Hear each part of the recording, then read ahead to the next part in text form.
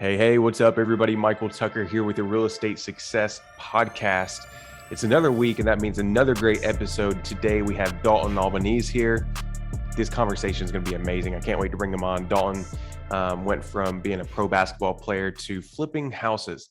And if you're listening to this right now, you probably want to learn about flipping houses. You probably want to learn how to expand your knowledge in real estate, and you came to the right place. We do this every single week.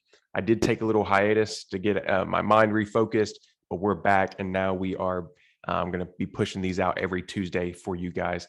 So anyways, guys, let's kick this off. Let's get started, and let's welcome Dalton to the show. Dalton, how's it going, man? It's going pretty well, man. How you doing? I'm good. Can't complain. Just for so everybody knows, I got connected through Dalton. I don't really know how. I think it was just through mutual friends, and that's the power of networking and connecting, man. It's just you never know who you'll meet. Literally, almost all the relationships I have right now in real estate just came through networking, and a lot of them I've never even met in person. Dalton I have met in person, but it's Yep. just crazy networking. So Dalton's here. Like I said, he was a pro basketball player and turned real estate investor. And now he's buying flips like crazy in the Columbus, Ohio area, completely crushing it. So if you're in Ohio, make sure you're connecting with this guy. But Dalton, welcome, man. Give everybody a quick rundown about who you are, man, and we'll jump right on into the podcast. Yeah, so like you said, I'm in the Columbus, Ohio area. I grew up here, about 30 minutes southeast of it. My whole life growing up basically was kind of centered around basketball, constantly grinding, trying to, ultimately create, have my dream come true of playing in the NBA, which, I didn't make the NBA, but I did end up playing professionally overseas. So that was pretty much my whole life growing up.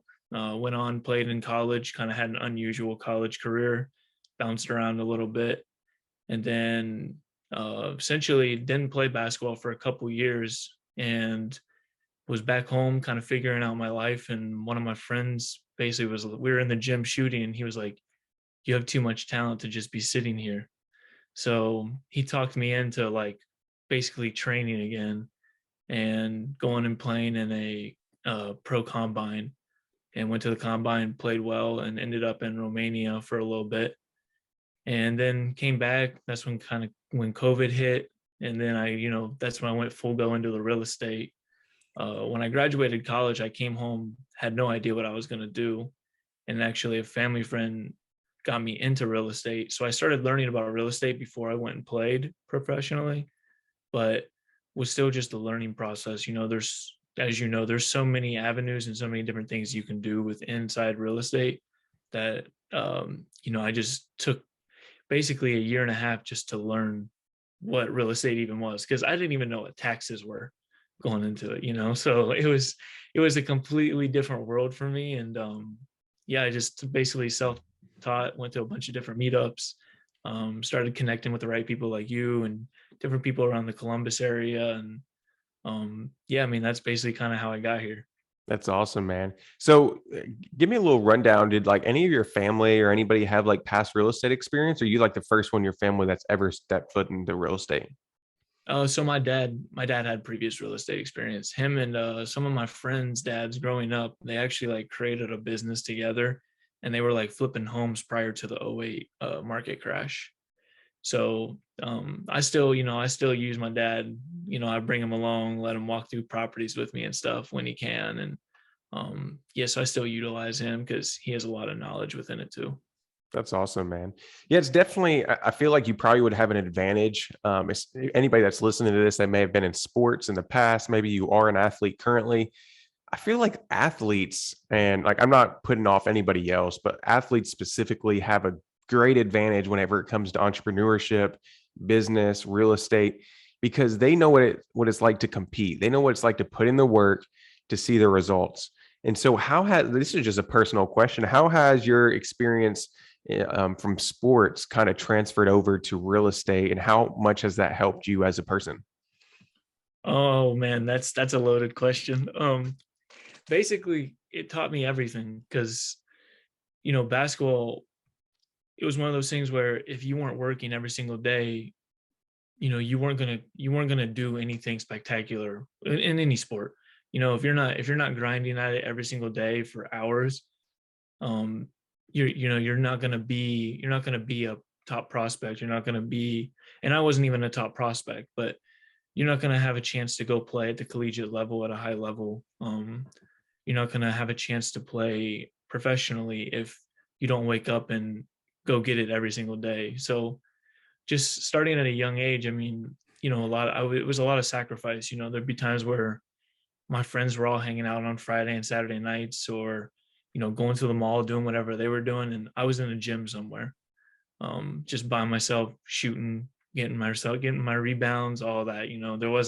I wasn't on some fancy gun all the time, getting up shots where it was passing the ball back to me and stuff. It was just a grind. And then even during seasons, waking up at 5 a.m., going into the school before school started, I'd have an hour and a half workout done before school even got started. Right. So just that mindset of, if I don't wake up and go get it, it's not going to happen. You can't just expect it to happen. Just, sitting back, relaxing, like, oh yeah, like, in a few years I'm gonna be in this position. Right. And then sit there and be like, and just like looking at your watch, waiting for the time to come up. It's just not going to happen. And that's kind of, that's a loaded. Yeah, that's I think where, and like we can talk about this all day, but I think that's where a lot of people, they buy a coaching program or they get into a video course and they just expect that it's going to happen since they took the step of getting the knowledge, but the knowledge is just the first step. So if you're listening to this right now and you're listening to my podcast, you're listening to Bigger Pockets or any other podcast, and you're like, man, like I'm going to start this real estate journey. Collecting the information is just the first step, right? The next step after that is taking action on that information.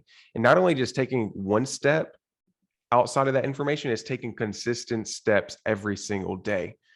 And like we've talked about all the time on this podcast and other trainings we do is, it's not just one step, it's not two step, it's the longevity of your journey that's going to make the most difference, right? And a lot of you guys know my story. I mean, I got in and within the first 6 months I had deals and they just fell apart completely. And I had a chance to drop out of real estate or continue on, right? I had a decision to make. And because I decided to stay the long-term route, I decided to stay consistent. It's paid off in the end, and the same for Dalton as well. He has a great story. He's actually just picked up a property. When was it? Last Wednesday, we were just chatting. Last Wednesday, he just picked up another flip that's set to net him probably like what, 50, 60, $70,000. I can't even remember. What was it? What's the profit? I would say it's going to be, I'm hoping it's going to be between, 30 to 60. Okay, gotcha. Just depending on the renovation. As you guys know, markets fluctuate, things like that. And I like how we just gave a range there. We never, whenever we're flipping houses, we never say we're going to make X amount of dollars, because things can always happen. So what we do to obviously try to get the best returns as possible is, one, always have extra holding costs and extra renovation cost on hand. Dalton knows that. One of his first few flips, I remember him being like, text me, he's like, dudes, what do you do about this wall? I can't remember what kind of wall it was, but you had something unexpected, but you learned from that experience. And so obviously always have an extra holding cost, run your numbers conservatively, especially in this market. There's a lot of uncertainty right now. And I'm not here to show or tell you that the market's going to crash, because there's a lot of speculation that it is. There's a lot of speculation that it's not. And I'm not here to predict that. I'm just here to tell you, regardless of what the market's going to do, run your numbers conservatively so that if you can sell it for more, that's just gravy off the top. For example, we just flipped a house and we were projected to sell it for 215-ish. Like Dalton's house he just bought. We said 210 to 215 at the high end. Well, by the time we got done with the renovation, the market went up a little bit more and we sold the house for 255. So, I mean, like, wow. Yeah, 255 compared to 215 is a lot different. So obviously I was happy. Our investors were happy, but always run your numbers conservatively. So man, you go to Romania, you play a little basketball, and then COVID hits and you're like, crap, what do I do now? You have, if I remember your story, man, after we were chatting a little bit, you have this opportunity where you can stay there. You can stay there, hang out, tough it out, maybe get to play a little bit more, maybe not, or you have this opportunity to come home and start your own journey back here in the US. So what was going through your mind at that time, and why'd you pick to come back and do real estate? So, but yeah, like you said, they basically told us that we could stay, but that was when, they were speculating that the United States was going to close down. So it was like, I don't know when I'm going to be able to get back. So that was enough for me. I was like, all right, I'm getting out of here. So I came back, and when I first came back, honestly, like I said, I was still studying for my realtor license at that point. So like while I was in Romania, like on our off days, I was studying for my realtor license. I didn't just completely put real estate aside while I was playing basketball. Um, so when I got back, I had full plans of going back and playing somewhere else. And in the spring, I had a couple opportunities where I was offered to go the following December back and play in a different country, but uh, ultimately, I just got so deep into the real estate, which I hadn't even bought a flip yet, but I was making so much progress by networking and meeting different people. I was like, I can go back and play, which I love to play basketball, but I was looking down the line what my end goal was, and real estate was gonna meet that end goal for me. So I had to make that tough decision and just say, like, we're gonna go full out real estate now. Love it, man. And the cool thing about this is I feel like Dalton's done a really good job at this. And it's weird how I'm going to say this, but I've seen Dalton go all in. Like, I've been watching his journey from the time he pretty much started flipping houses to where he is now, and he's flipping multiple houses per year, making over six figures per year now, flipping houses. Off his profits that I'm seeing, and he's doing phenomenal. But what I've seen Dalton do is like literally focus so hard to a point to where success is a must. Success is like I've watched this dude, and it's amazing just to see like he's been so locked in on his real estate journey since I've been following him and stuff. I'm just like, this guy's inspiring, man. This guy makes me want to do more. And so there's power, and this shows proof that there's power in focus, right? If you take one season of your life and see, there's a lot of people, they say, hey, listen, I don't want to commit to working 68-hour weeks. I'm not telling you to do that. I'm just saying lock in on your goals for a season of your life so that later on down the road, you can have the fruits of your labor, right? You can have the fruits to do whatever you want, or maybe build that lifestyle that you want. And that's what I'm seeing this dude do right here. He's like literally blocking out, and like he's told me all the stuff he's doing, he's dreaming about. I'm like, man, this guy's getting it. So there's power in committing, hustling, and working on your goals for a season. Not even for a season, but for a lifetime. But when you really focus down for a season, you can see results, as Dalton is right now. So, man, like, why'd you choose? So you got your real estate license, you started working on that. And what got you into flipping houses? Was that just because your dad had past knowledge on it? Or was that just something you decided because there's wholesaling houses, you could buy rental properties, you could buy Airbnbs now? Like, there's so many different ways to make money in real estate. Why'd you pick fix and flipping houses first? Um, So the reason why I got my realtor license was to essentially have access to the MLS. Because from early on, people are like, "Oh yeah, you need access," which you don't really like. You could, there's other ways you can do it, which I've learned now. But I mean, it's not a bad thing to have in your back pocket as well. But flipping houses, I mean, it's one of those things where when you can raise private money, you have the ability to flip a house where, like wholesaling, it might take a lot of marketing dollars. And starting out, I didn't have a ton of marketing dollars. So I had to find some way to make money in order to be able to get into other avenues of real estate. So when I found out about using other people's money, private money, to fund real estate deals, I was like, oh yeah, this is it. Like, this is my way in. And then once I get in there, then I can branch out and do other things. Love it, man. So that's kind of like been my mentality behind it. Like, a lot of people were saying, well, Michael, like, for example, when my friends just reached out and he was like, like he acted like I didn't know this, but he said, did you know whenever you sell this house, man, you're going to have like so many taxes? I'm like, yes, I know. I've been doing this for like 4 years now. So, but there's so many people that wonder, like, why would you flip a house, have to pay that much taxes, have to worry about the renovation. And the thing I love about fix and flipping houses is this: it can be a great start to get you to financial freedom. Yep. And okay, I'm gonna word this in a way and structure this next few minutes in a way that's going to make sense to you all. So fix and flipping in itself is not going to give you time freedom unless you have a good team, unless you have this team built out. Because what's going to happen is, and I've experienced this and Dalton's experienced this, there's a lot of time that goes into managing projects, goes into finding contractors, getting material. There's a lot of time that goes in. It's a business. So look at fix and flipping houses like a business that you can eventually automate to then go and buy rentals. That's kind of my goal on it, right? Yep. I'm using my profits from fix and flipping houses to buy cash flowing assets.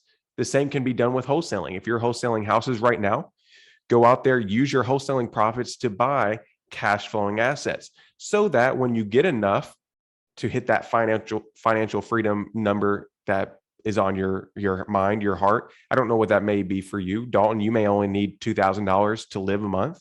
Well, go out there and buy enough assets that it's going to give you $2,000 or more per month in net income so that you can retire. Now, Dalton can go to Romania and play basketball if he wants, right? Like if he wants to go back and try to like pursue it again, he can. And so the question to answer why I start out with fix and flipping, just because I like it. You can start out with rental properties, but fix and flipping properties is a great way to come up with $50,000 to $100,000 through one deal that you can go and turn around and buy 3-4 rentals with in my area, right? So it just depends on your area, but that's why I like it, and that's cool to hear. Why you started out as well. So here's another question for you: your real estate license that you have right now, your realtor license. I know you said, knowing what you know now, you don't really have to have it. You kind of were under the impression that you needed it to get MLS access. Like, how beneficial has that been for you in your journey?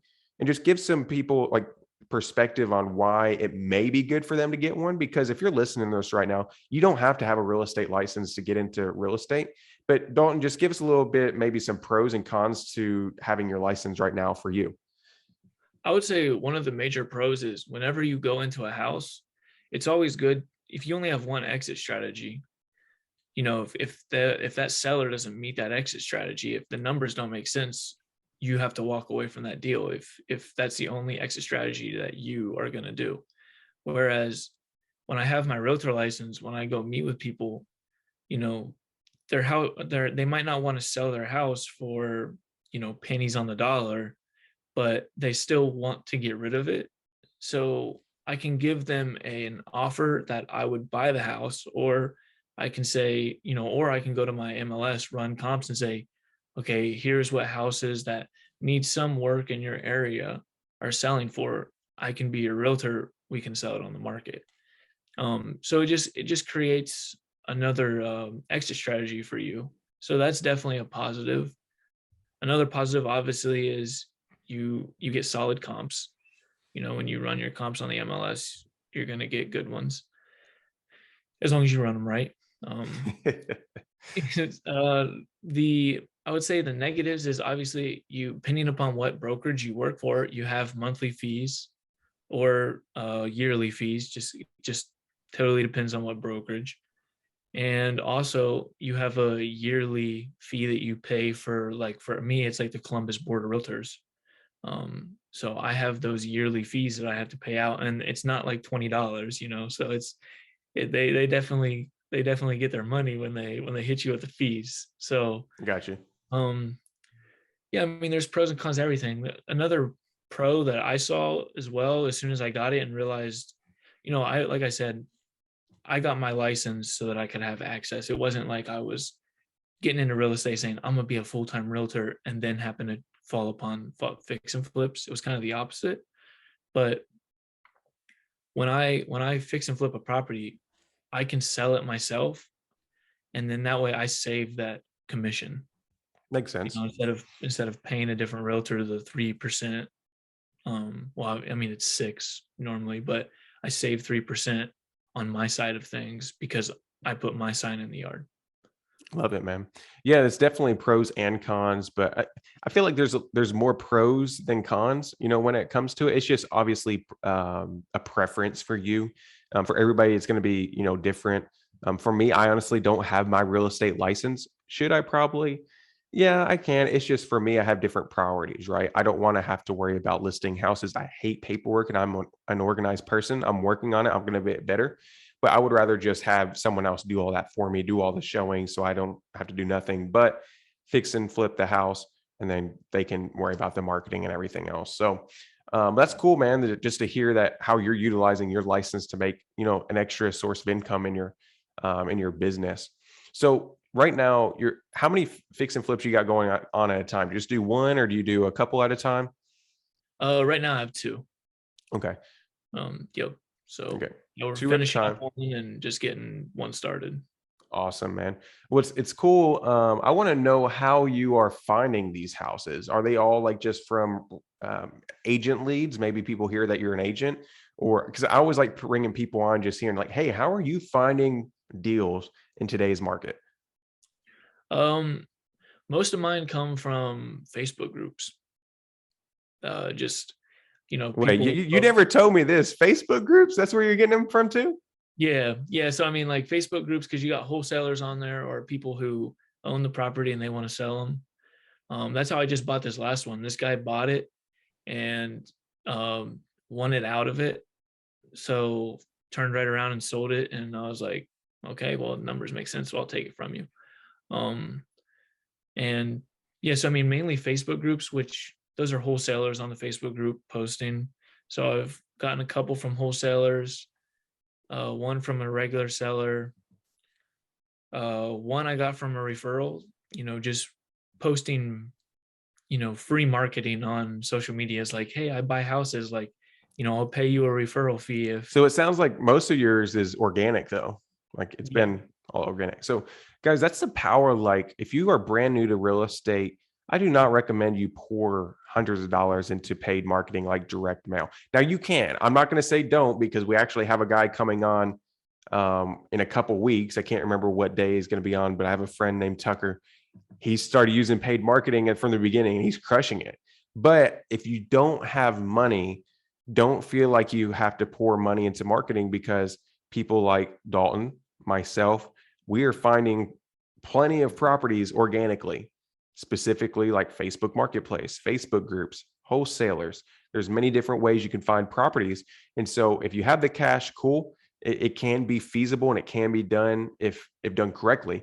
But this is just proof right here. I didn't know Dalton was getting a lot of his organically. I thought you were paying some. I knew you were experimenting with some paid ads or paid marketing. That's cool to hear that a lot of yours are coming organically.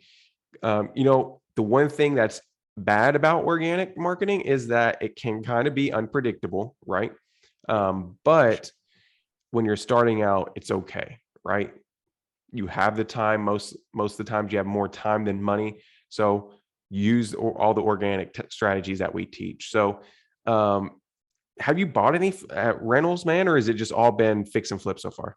it's all fix and flip so far. Yeah, I'm slowly transitioning to where I think I would say mid this coming year I'm going to be able to start buying rentals. My plan is to house hack, and I like the idea of buying a triplex or a quad more so than a duplex, and living in one, renting out the other two or three. So yeah, I'm slowly transitioning. That I know you mentioned earlier that your end goal is ultimately to live off the passive and have rentals and things, and that's the exact direction that I'm going with it.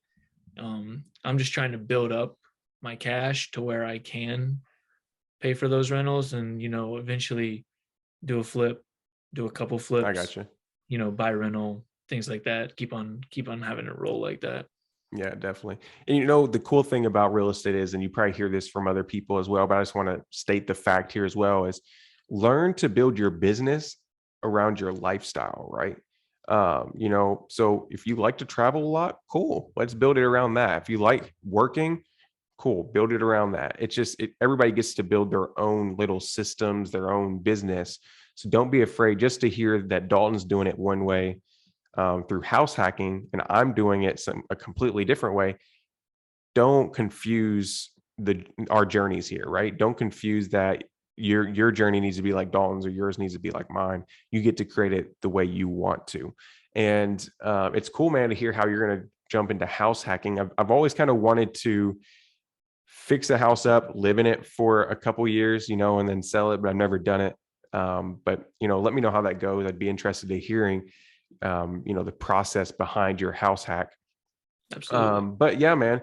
So are you currently just flipping in Columbus, or what's your kind of market situation?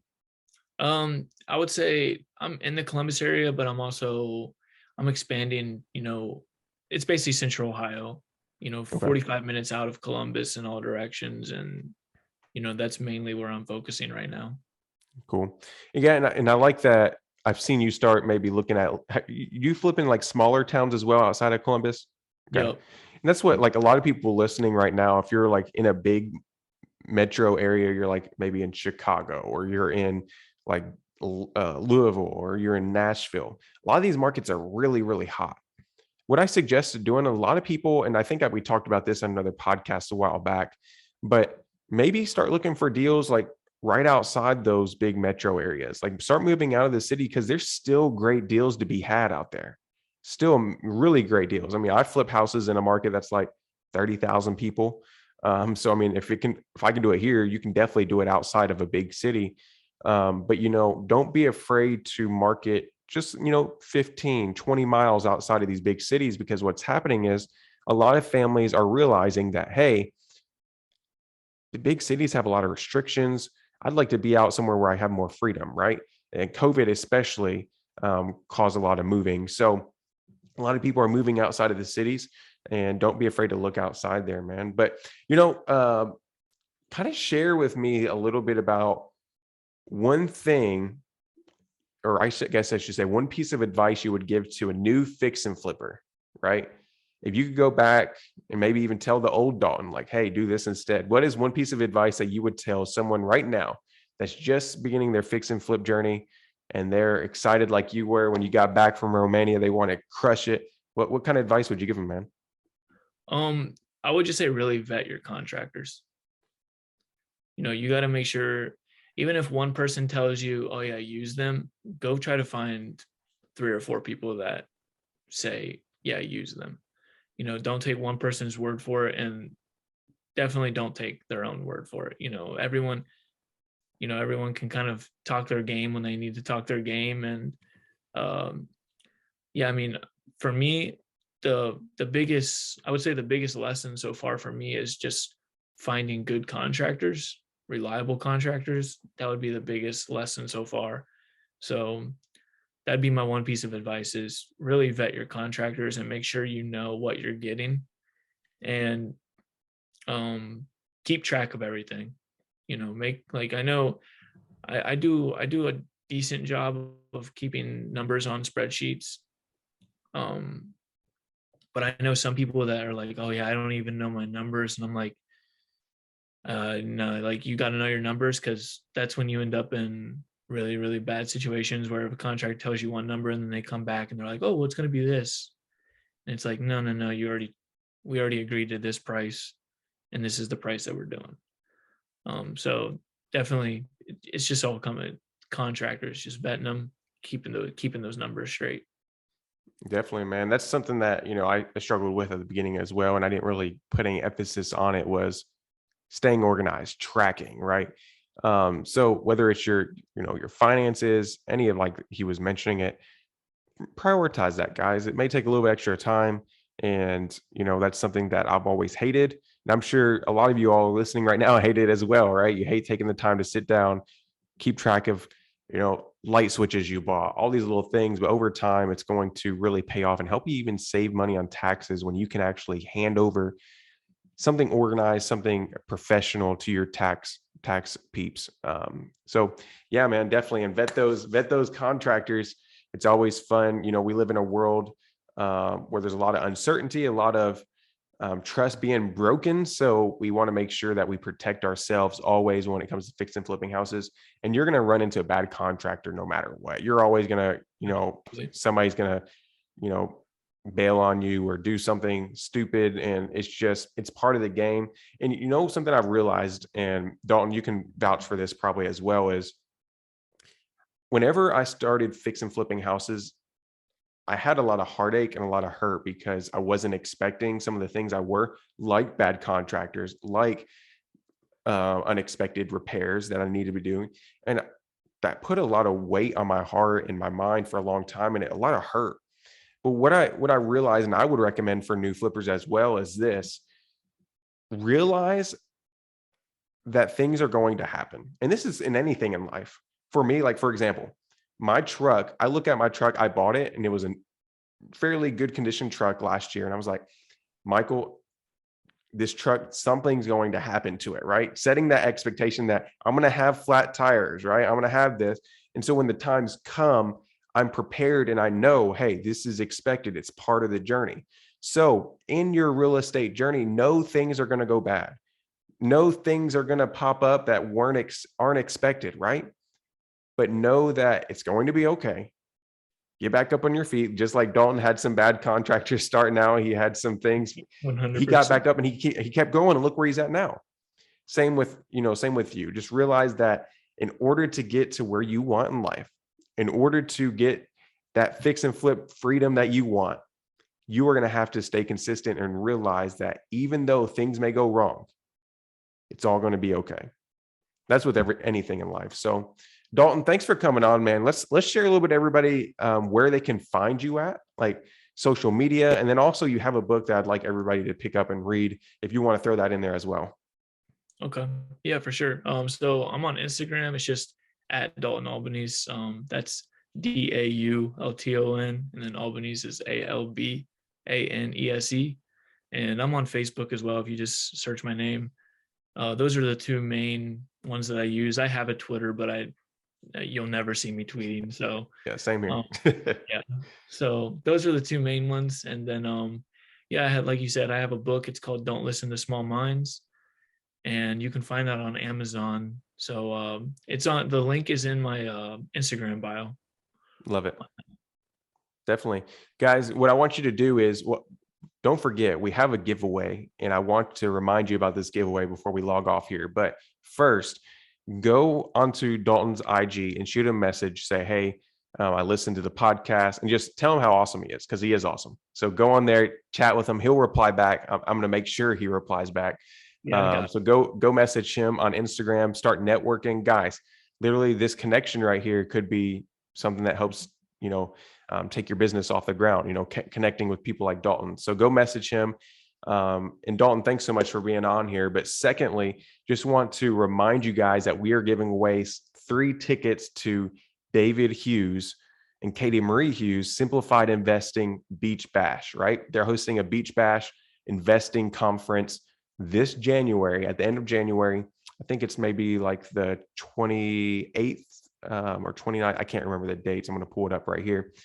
Yeah, 28th and 29th and 30th of January. And we're going to give away 3 tickets to people who, 1, subscribe to our podcast, and 2, leave a review. So if you leave a review on our podcast, and what I'm going to do is I'm going to go through all those reviews, read them, and I'm going to pick one lucky winner to get a free ticket. These are like a couple $100 worth.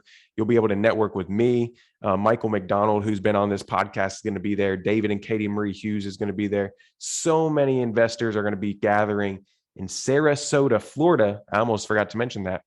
In sunny Sarasota, Florida, to network. So subscribe, leave a review, and we will be picking a winner here in the next week or so. But Dalton, again, thanks, man, for being on here. God bless you guys. And again, thanks for listening to the Real Estate Success Podcast. And we will see you right here next week. See you, Dalton. Appreciate you having me on, man.